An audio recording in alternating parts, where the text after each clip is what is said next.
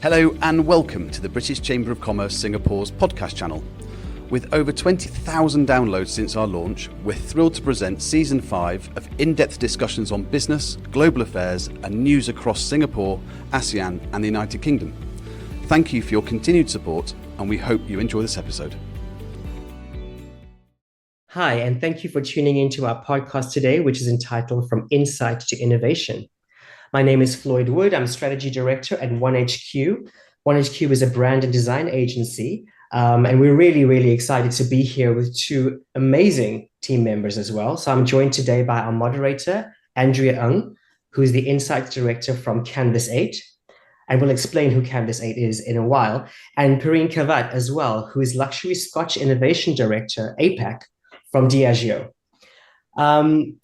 Today, we'll be discussing the ways in which culture, consumer, and market insights impact branding and innovation, from ideation all the way through to development, and all the way through to the products and services we all use every single day. For those of you who are not familiar with maybe design or branding, it's going to be an interesting chat, and I'm really excited to be here, and I know my team members are as well. Big thank you to the British Chamber of Commerce for hosting us today. We're looking forward to having a wonderful conversation and looking forward to enlightening anyone out there who would be interested. And with that, I'm going to pass over to our moderator, Andrea. Thank you. Thank you, Floyd, and very nice to be here together with Perrine and yourself, Floyd. Yeah. Well, for most of our listeners here who don't know much about what we do at OneHQ, Diageo, and Canvas 8, perhaps let's just give a little bit of a background, a little bit of more information around our role, what we do. So maybe let's start with you, Perrine. Tell us a little bit more about the innovation function in Diageo. Sure, absolutely. Well, first of all, most people may not know Diageo. Usually people know the brands, Johnnie Walker, Guinness, Baileys, Smirnoff. But we are the biggest spirit company in the world. And to give a sense of scale, we sell 5.4 billion drinks a year, which seems massive. But actually, when you think about it, it's only one drink per person and per year. So a lot of headroom to go for. We have over 200 brands. Some of them, like Johnnie Walker I mentioned, are over 200 years old. So what's critical for Diageo is to keep them relevant, exciting, and innovation plays a large part in this. When we think innovation, we think insights, we think keeping in touch with consumers, understanding what makes them tick, and that drives our work in innovation in APAC. Thank you, Perrine. Wow, there's a lot going on with innovation in Diageo, and there's a lot that you kind of requiring to keep up as well. And moving away from the brand space, what about in an agency space? Like Floyd, as a brand design agency, tell us a little bit more about what you do as a strategy director. Sure. So thanks. So I'm from OneHQ, and OneHQ, the acronym actually, OneHQ means one hard question. And that's because we pride ourselves in asking the one hard question to businesses. And that one hard question is, why does your brand matter? What is actually the meaningful difference in your brand? So OneHQ is, we've been operating for over 30 years. We have a global team of 85 sitting in the UK, in Europe, USA, and of course in Asia.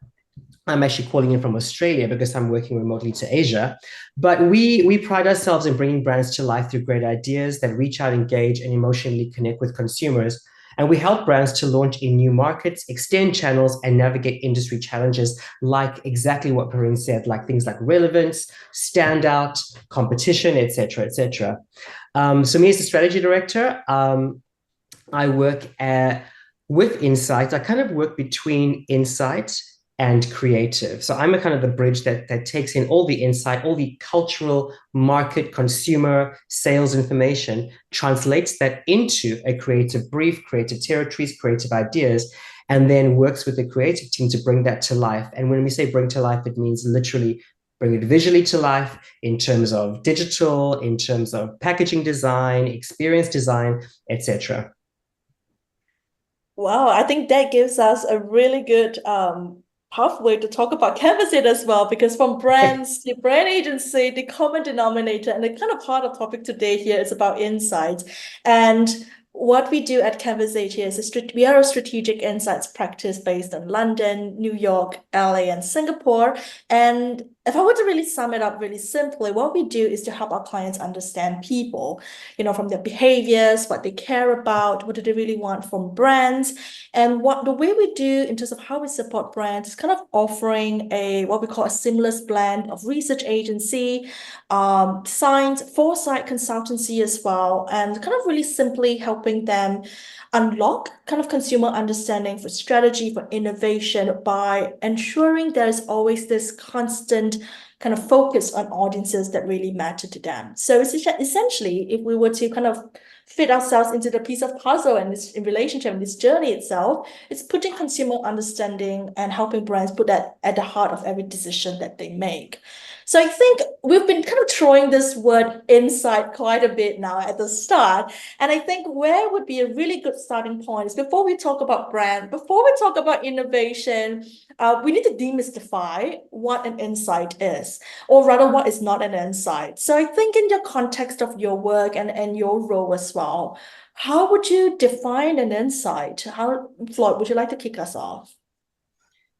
Yeah, actually, this is a question that has kind of dogged me for a very long time, because insight can feel like so many different things, right? And there's so many different ways to use them. But having thought about the question beforehand, I think that an insight is a market, cultural, or consumer understanding or finding that reveals something previously unknown about a circumstance. And the second point on top of that is that, more importantly, it reveals a tension that is an opening for a brand or an organization to solve. Now, for me, an insight is not the same as a fact or a data point. It is very different. So that's where the tension part comes in, because a fact can be something like XXX% of people do A, B, and C, which is great. And that's very useful for us in some circumstances. But for me, an insight would be something that really opens attention and opens an opportunity for a business, a brand, an organization, a service to come in and solve, help, resolve. Does that make sense? Yeah, that certainly makes sense. I think I remember a meme going around online. I'm not sure if any one of you have seen it before. It was like a little poster in an office, and the little write-up was banned insights. And it had phrases like, the world is more divided than ever, we're busier than ever, choice paralysis, and so forth. And I remember seeing that little meme, and it says, any use of this insight means we can make fun of you. So the idea of what's that newness or that usefulness it's really at the heart of what really makes an insight, right? Because at Canvas 8, we define insight as a new and useful truth. And it's, like I said, a revelation of a real human problem that no one really is solving at this point in time. Yeah. So what would be interesting as well is Perrine, in Diageo, how do we then define, what's an insight, especially in the innovation space as well? It's exactly what you guys said. We have the same idea of tension, the same idea of a hidden truth sitting here in plain sight. And they seem obvious a lot of the time, but actually sometimes it takes a lot of work to really get to the golden nugget. We tend to talk about aha moment as well when we go through research, and suddenly there is this revelation of, oh yeah, of course, that's what people think in this moment, or that's what would really work and would really bring them something that would meet the need, or want at this point. So we work with different types of insight from a manufacturing and brand owner standpoint, right? We work with consumer insight, which is where we rely on agencies like you guys, absolutely. We also work with what we called market or brand insights and cultural insights.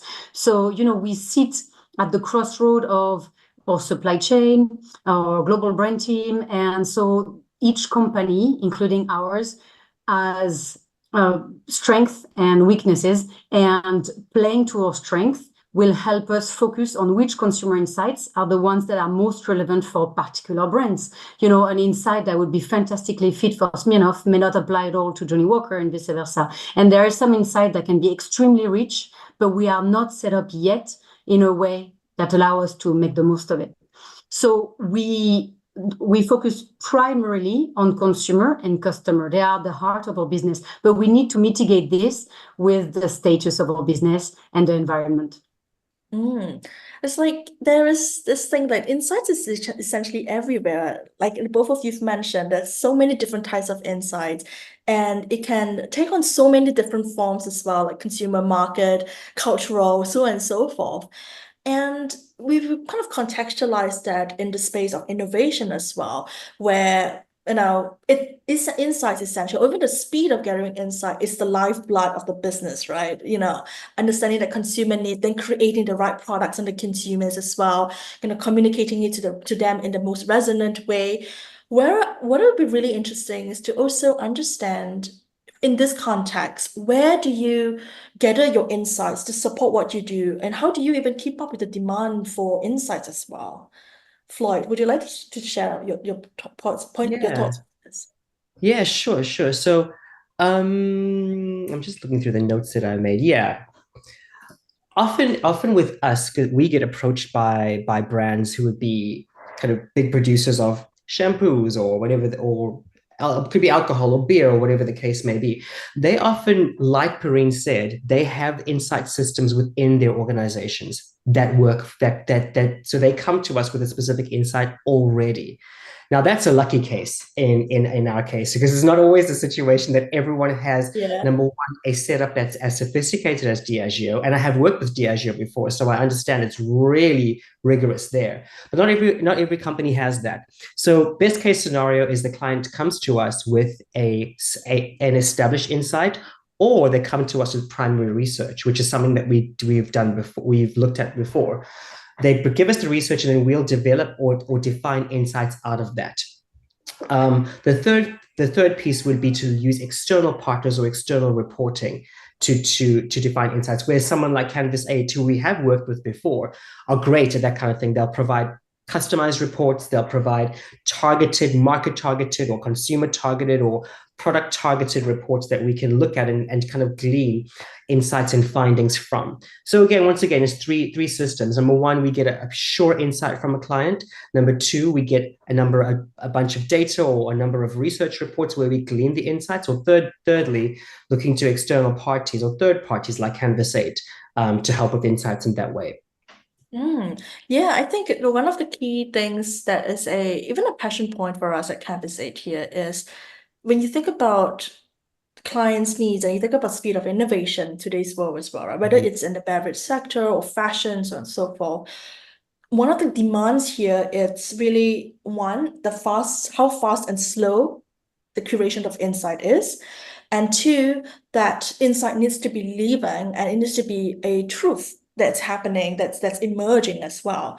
And I think one of the key things that as a business we've kind of looked at is starting to believe that we are kind of method agnostic, and it really depends on the challenge and the depth of insights that's required. Like you talk about how we've worked together with the kind of support in terms of the experts and platforms and library content as well. And one of the key things here where we at Canvas, where we approach insights, is talking about it as a concept of living insights. And if we think about that beyond, our bespoke strategic work with our clients, we would kind of distinguish that fast and slow paces of insight. So when we think about the world moving so quickly, that demand for that synthesis, interconnection of information, delivering that fast curated insight and ongoing curation of insight, understanding the patterns of shift and change becomes super important, which is why we spend quite a lot of our analysts spend a lot of time working on our library content as well, which is that comprehensive research database to understand those consumer behaviors. And we call it essentially helping our clients kind of navigate everyday behavior, everyday culture, essentially. So insight live on every day, essentially. And I think right now, if I'm not mistaken, we have about 38,000 articles on our library content, and we produce almost 8 signals every day as well, just to help our clients keep up to speed with the changing world. Speaking of like speed and innovation and where we get insights, Perrine, what about what's happening within Diageo? Like, because definitely with the business being in operation for so long, you must have a lot of insight sources as well that you utilize. Absolutely. And when I will be done reading your 38,000 articles, then I can start working on a concept now. So obviously we cannot go physically through 38,000 articles. So you're absolutely right. We get inspiration and we unlock insights through various means. First of all, like Floyd said, we have in-house dedicated teams. We call them consumer planners. They're basically, specialists of consumer intelligence. That's their job. So essentially, they would work with agencies such as yours, ongoing day in, day out, to keep up to date with the latest trends across all of the categories we operate in. We also have creative innovator, and that's something I think specific to innovation in Diageo that definitely started in APAC only. Those partners, they are in-house, they're Diageo employee, and their role is to connect us to consumer insight and culture. So they are very well versed with what's happening in culture, because what we realize is we may have very good consumer insight related to the category, the behavior in bars, in restaurants, the way people purchase alcohol, but we need to hook up our brands with what's happening in the broader story, in culture in general, right? And culture can obviously take many aspects. So those roles are critical to help us really link culture and brand strategy at ground zero, at the very start of a project, when we start ideating. We usually identify a white space, and then we proceed to ideate, gathering a lot of sources, many of them from our consumer planner, from those creatives, or from external agencies. So we do often hire the expertise of agencies such as yours to help us work out brainstorms, workshops, make sense of a problem in general from a strategic and insights point of view. We also, as a team, obviously try to stay very well updated on what's happening. So when there's a given project, it's not uncommon that we would literally do trade visits, go to bars, talk to consumers, talk to customers, who usually have very good relevant insights. We would talk to the teams in market as well, because my team is regional. So we're really dependent of the local, on the ground understanding. We would go to events, we would check out what the competition is doing. All of this can help generate insights. Now, of course, we don't have all the time in the world. So usually we have a set time, to work on cracking the insight for a given project. It depends. It obviously varies according to project, but we wouldn't make this happen, under a few weeks to a month, because you need really to understand properly an environment before deciding. Yeah, that it reinforces the point that insights is really everywhere, and you do have to get down to all the different types of sources and parts of the world, essentially, and the different people that we meet to kind of gather and synthesize that insight. And I think from an insight agency, strategic insight agency perspective, it's always that one of the big challenge that the clients come to us as well, that we have essentially like the 38,000, content that we have on the platform. How do we then kind of curate and synthesize the right direction and the right insight to feed into their specific needs? And one of the key challenges that as an insight agency that most agencies often face is that once we deliver like a bespoke piece of work or we pass on an insight, it often goes into the black box, right? We don't really understand or even see how it's being utilized into that whole innovation process, or even working with creative agencies like yourself, Floyd. Like, how do you utilize the cultural insights into the different types of work that you would do with clients? So maybe could you kind of bring it to life for us with an example? Like, how do you use the insights that we pass on to you into the different types of work with your clients? Yeah, it's a good one. It's quite hard to explain it because we're so deep in it, I think. But I think it always comes down to relevance. That's the biggest challenge that our clients, that's the biggest one we have. I've been working in it for about 20 years now. And the biggest thing clients always come to us and say is, my brand doesn't feel relevant to a consumer, a market, a particular type of mood or a moment or whatever the case may be. So when it comes to understanding how insights work in the creative process, most often the challenge would be about relevance, right? Your brand is aged out of a particular age category, or it feels old-fashioned. We get a lot of that in Asia. My brand feels old-fashioned in Asia. No young people want to buy it, because brands are always focused on young people because they want to recruit and then grow the brand as it goes along. So most often we work with insights that have to do with culture of a particular demographic. It often comes down to that for us, i.e., Gen Z consumers are more interested in I don't want to use an alcohol one because Karina's right there and she's going to jump on top of me. But no, we use the generic one, like Gen Z consumers are not drinking as much alcohol as before. That's a very generic insight, right? I mean, everyone knows that, right? But that's the genesis for a lot of the things that we have. That's an illustration of how a brand or even a category has got to change, has become irrelevant for people, right?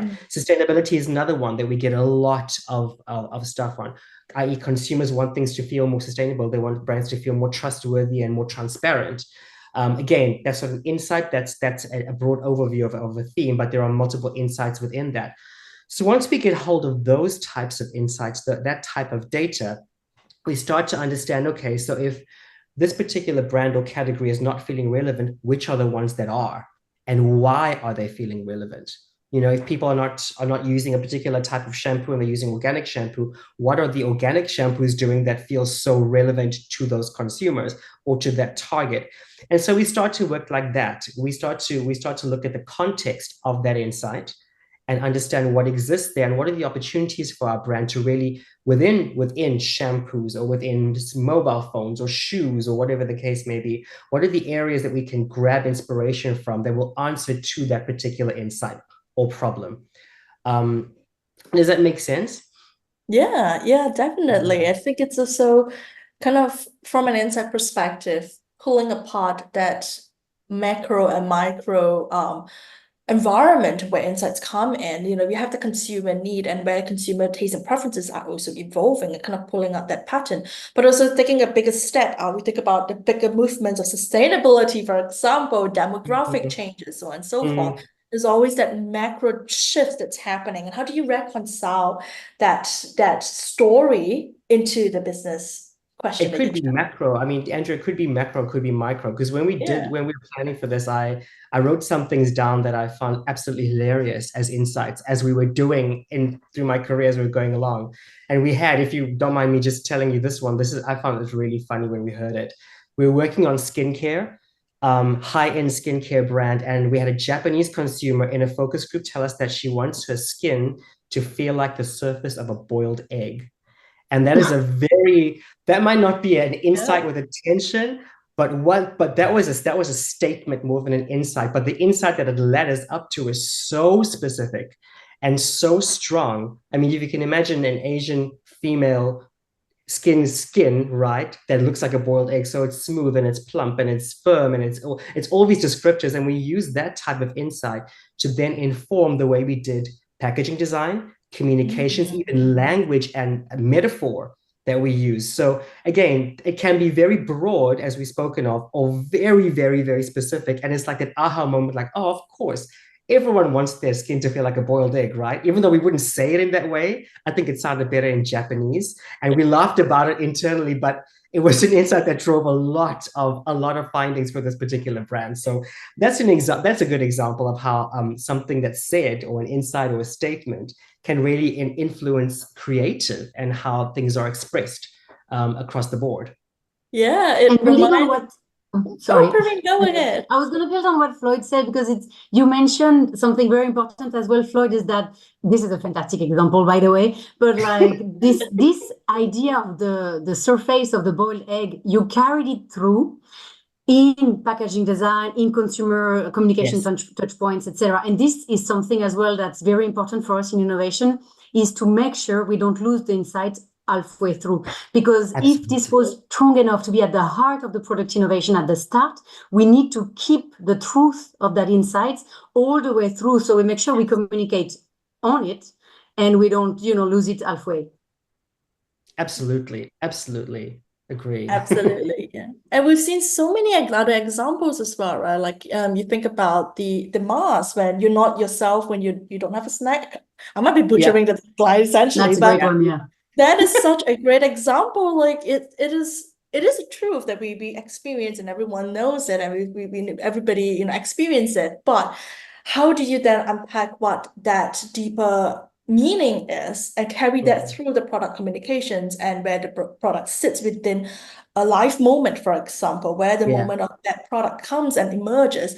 It's such a revelation of how important that innovation, or even communications and brand strategy, all needs to be anchored on that truth, essentially, or that aha moment. product or that insight, essentially?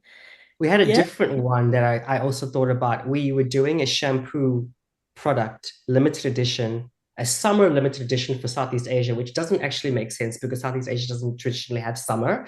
But anyway, this client wanted to launch it as a summer edition for Indonesia. And so we as a creative agency, we were like, okay, well, we'll look at summer. And so we thought about tropical and beaches and all the traditional and frankly, very Western way to look at summer. And then halfway through, the client said to us, well, summer in Indonesia is not like that, because that period of time, I think it might be monsoon season, or I lived in Asia for a long time, so I get what it was.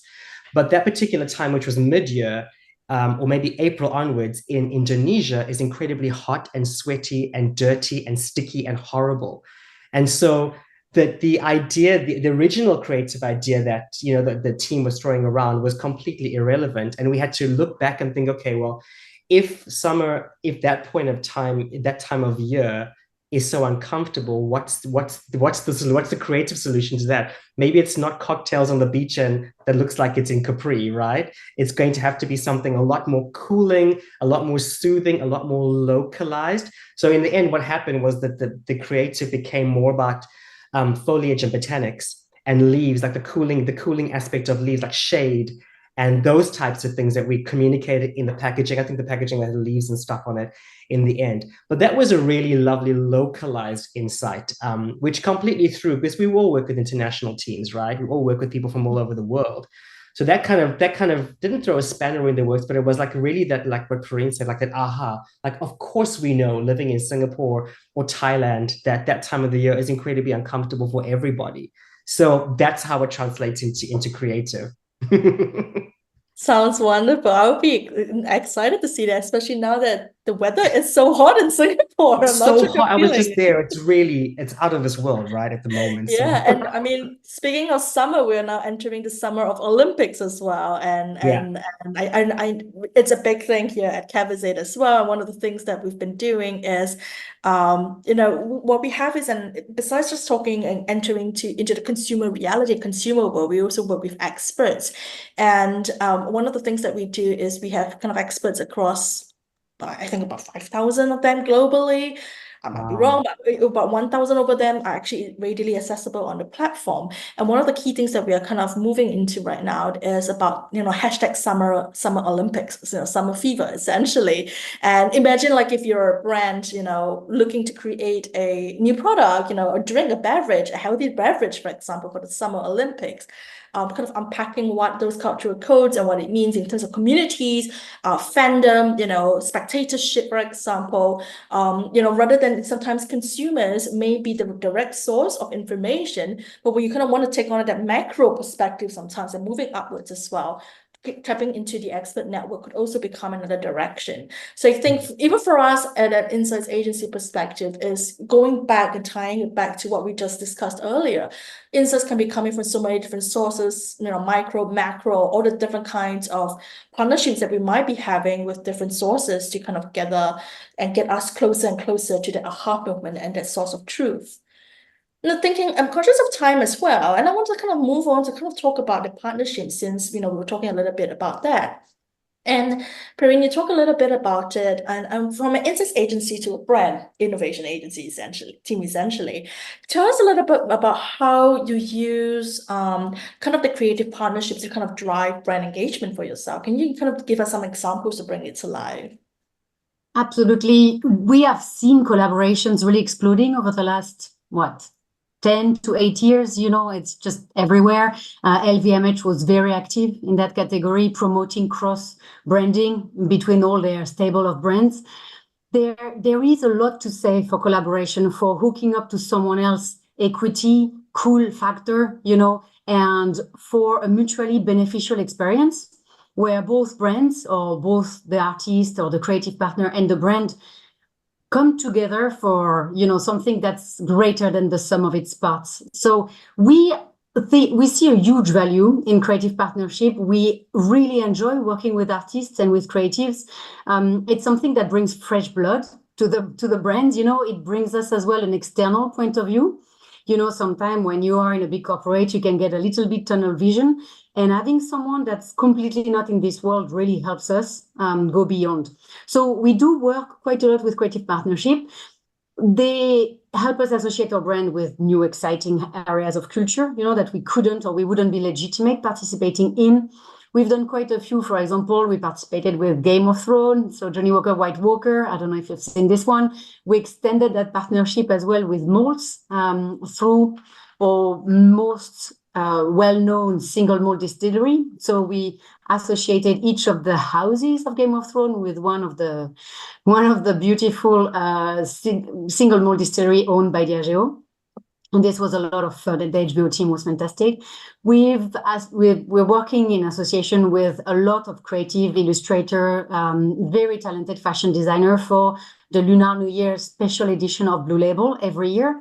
And fun fact, we sell most Blue Label Lunar New Year, not in China, but in the US. So it just highlights the importance of diasporas around the world, cultural diasporas, and how culture is really extending across the globe. We live in a global world, right?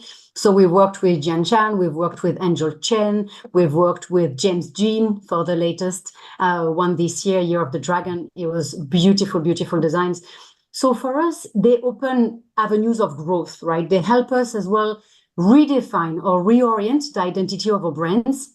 Because sometimes, you know, around the corner of a partnership, we actually push the brand in a direction that feels very exciting for everybody, and we want it to stay there. For Ciroc, for example, we partnered with Moschino, and it was a fantastic, fantastic collaboration. So we have many examples like this. Some more recent one was Johnny Walker Blue Label Umami. That was with Chef Kai Kobayashi. It's really interesting. It was a big foray into fine dining.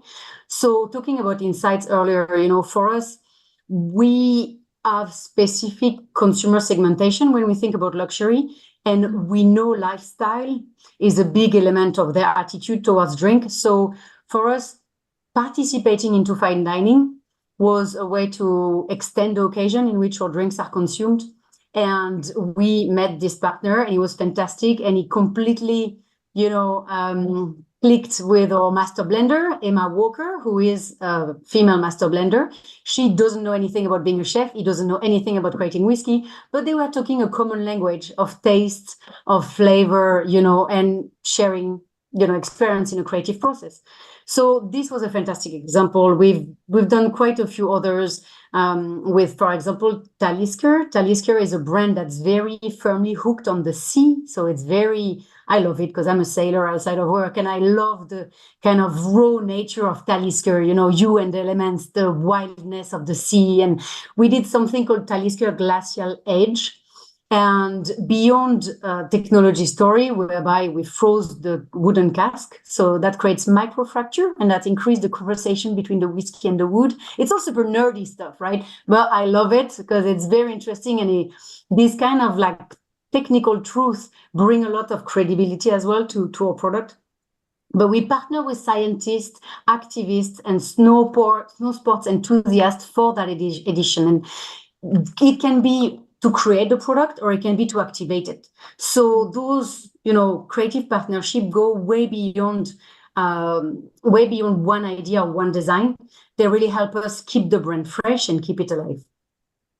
Well, you're talking about all the different partnerships, and it sounds really exciting and really, you know, tantalizing. And I think it reminds me of one of the reports that we recently published on our library as well about changing kind of culinary tourism essentially. And I think around like 80% or so, you know, Southeast Asians or Asians, for example, are really choosing the destinations based on restaurants, based on, you know, food affinity as well and taste affinity. So I think it doesn't just impact the innovation and kind of experiences within one category or one sector. It really kind of has rippling effect across.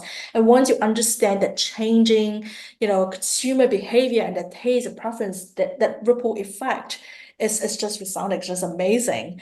And it just reminds me, and it kind of just ties everything that we just discussed together. Like ultimately, if you get that through line really well, you get that aha or that consumer tension and need resolved, and it carries throughout the activation, it just ties everything together and it kind of reinforces the ecosystem and experience for the consumers.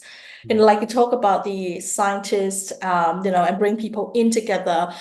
When we think about insights, the curation of insights as well, besides just desk experts doing focus groups, ethnography, so on and so forth, there are of course so many new innovations that we can do. Like, for one of the clients, for example, we've kind of brought in prototypical consumers into an immersive space for them to experience the brand and then for the clients to learn from them directly as well. And when you create this kind of insight ecosystem, you can't imagine the kind of innovation and ideas that can be, fostered throughout.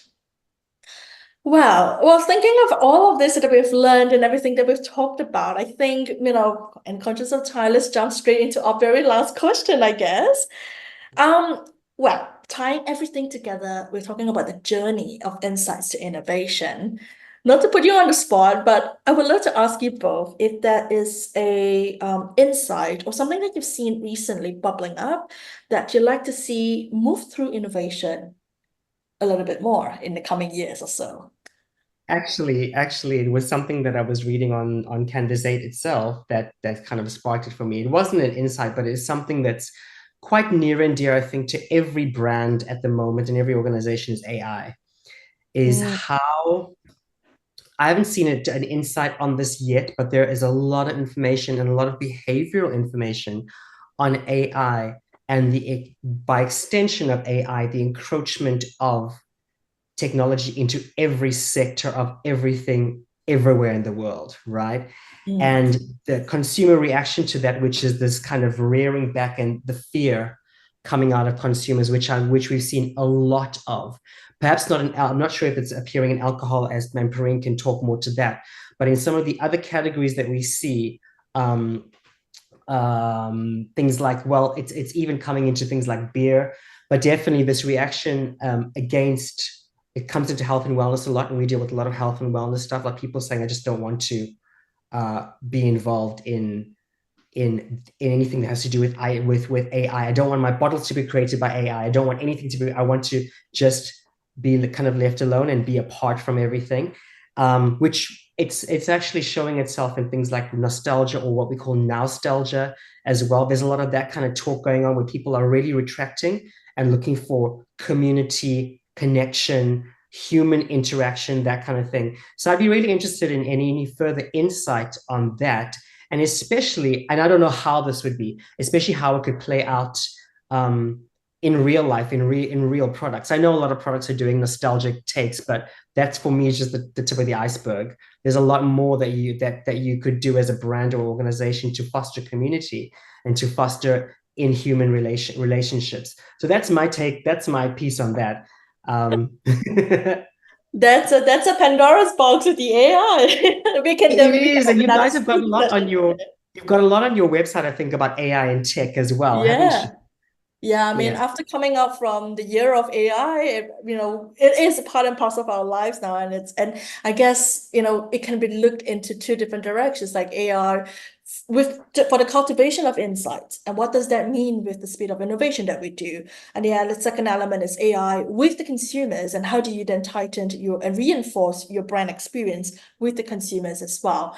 And that would be a whole other conversation. I think Perrine has put a link in our chat which links exactly to that. And Perrine, I'm looking at your link as well. So yeah, you're absolutely right. So we just unveiled it yesterday. So I love that it's gone out, because I was just checking quickly. Can I talk about it? Yes, perfect. So I was involved in it. There was obviously a huge team, very talented, working on this in-house and with external partner, like the agency Phantom, who really worked with us on this.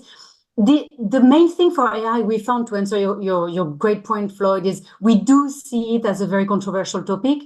So the way Diageo decided to dip their toes into it, at least with Johnny Walker, is to make sure we work through an artist exclusively with a clear contract. So there is a very strong respect for the material and the IP of that artist. Because, that's one of the key problem and pain points of AI, is that if you source your training material for your AI from the internet, it's going to steal, between quotation marks, from anything that's out there and not necessarily pay back anything that's protected by IP. So for us, we thought, okay, we have fantastic artist partner. One of them who worked on the design of our brand house in Scotland called Scott Namish. And we approached him and he was very generous and more than willing to partner with us on this. We fed the AI with 50 to 100 works from him, so the AI then gets trained on his style. And then we created an interface whereby you go into the interface, you answer a couple of questions, and it automatically generates 3 different artwork that are based on your answers. So it's effectively you creating, thanks to AI, an artwork by Scott Namish. So very exciting things. And it was really important for us that it pays back and that we recognize deeply the artist that contributes to it. Yeah. Wow. Impressive. Very impressive. Very. Wow.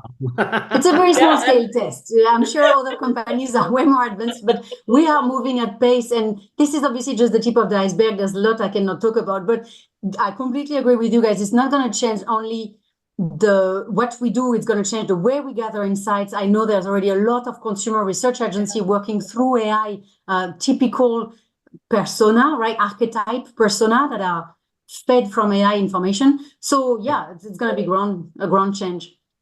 Yeah, definitely. I'm hooked onto the article that the line that says unique co-creation process with brands and consumers. I'm just hooked onto that. I know, right? Me too.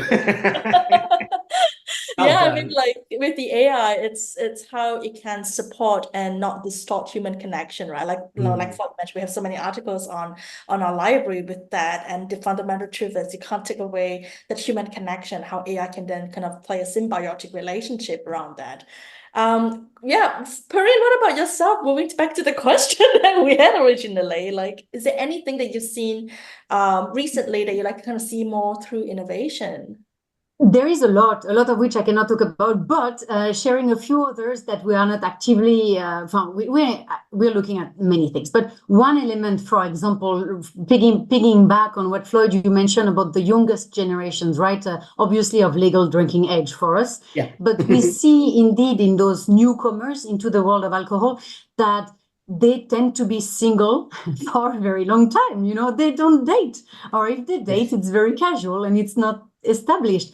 And so that's a really interesting insight. And when you think about it, for a company like us that is anchored in social celebration, it's something we need to be on top of. Okay, what does social celebration mean for them? Then is it through gaming? Is it online interaction?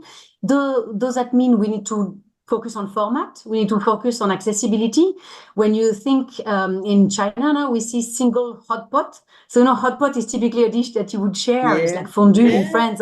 You would share it with many people. Well, now there are restaurants doing single hot pot. So it's the same for us. We need to adapt to this, and we need to find ways to bring joy, celebration, and an excitement into their life through the product we do that serves their way of life.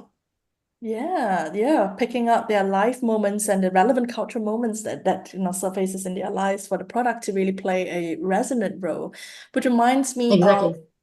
of well, to tie everything on, actually my kind of recent insight, I guess, that I saw that kind of brings back to what we talk about, like sustainability, the Gen Zs, the different demographic as well, is beyond just the moment as well, it's how product innovation is changing. And I think one of the key things that's really coming through, and I just came back from a holiday in Japan and I noticed this as well, is that a lot of drinking behaviors are now moving into that whole eco space, the sustainability space. And I remember seeing like one of the brands turning leftover rice into kind of finding new ways of cycles for sustainability, for their values to be kind of expressed into the product as well. And I think will be something really, really interesting, and how the behaviors and macro environments of shifts that's changing people's values and their needs then evolves into a product idea, and then drive into innovation and then into the activation experience as well. Yeah. That's a great point. That is the whole journey from insights to innovation, I guess. Then he has to go on to activation and consumer experience. But I think that is all that we have for today on this podcast. Does anyone here have any final points to say before we close? It's been a pleasure. Thank you very much, Andrea. You've done a fantastic job as facilitation. And thank you, Floyd. It's been really interesting to know the many, many brands and insights you guys are uncovering day to day. I agree. Thank you so much to everybody. It's been really, really, I was quite nervous to do this, but it's been really, really wonderful. And thank you for a great discussion. That brings us to the end of our podcast, From Insight to Innovation. On behalf of the British Chamber of Commerce, and of course, 1HQ and Diageo and Canvas 8, thank you so much for listening. Take care. Thank you for tuning into this episode of the British Chamber of Commerce Singapore's podcast channel. Before you go, don't forget to subscribe and leave us a rating and review on Spotify, Apple, Google, and other podcast platforms. If you enjoyed this episode, please spread the word by sharing it across your network. For more information about the Chamber and what we do, visit our website at www.britcham.org.sg and tune in next time for a brand new episode.